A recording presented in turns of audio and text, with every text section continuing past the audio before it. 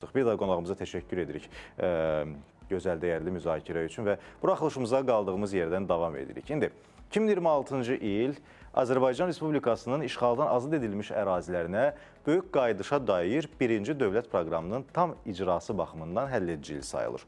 Bu ilin sonuna kimi böyük qayıdış proqramı çərçivəsində Qarabağ və Şərqi Zəngəzura köçürülən soydaşlarımızın sayının təxminən 130-140 minə çatacağı gözlənilir.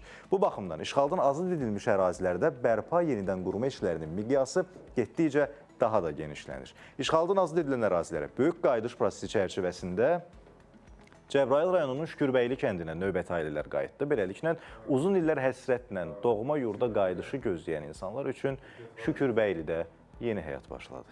İzləyək.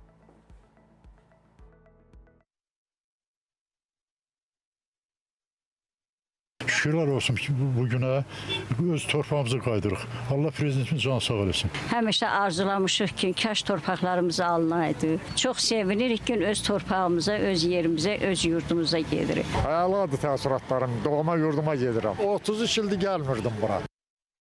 Cəbrayıl rayonunun Şükürbəyli kəndinə növbəti köç baş tutub. Bu mərhələdə 20 ailə olmaqla 89 nəfər doğma yurda qayıdıb. Şəhidlərimizə Allah rəhmət eləsin, qazilərimizə can sağlığı versin. Biz onların sayəsində bu torpaqlara qədəm basırıq. Planlar çoxdur. Qəlbimizdən keçən elə ilk növbədə bura ayaq basmaqdır. Bu torpağın ətrini duymaqdır, iyisin qoxlamaqdır ən yaxşısı. Mən ömrümün 30 ilini burada yaşamışam.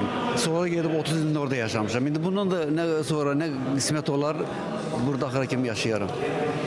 Çox razıyam. Ailələr qarşılandıqdan sonra onlara ANAMA-nın əməkdaşları tərəfindən mina və partlamamış hərbi sursatların yaratdığı təhlükələr barədə ətraflı məlumat verilib.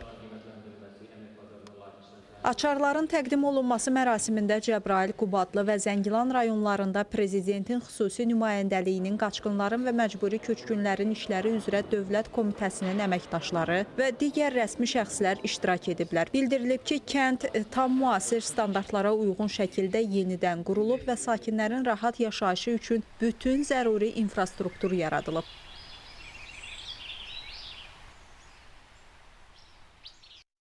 Vətənə, millətə xeyirli, uğurlu olsun deyirik əziz tamaşaçılar. Bundan da yavaş-yavaş dünya gündəminə keçid edirik.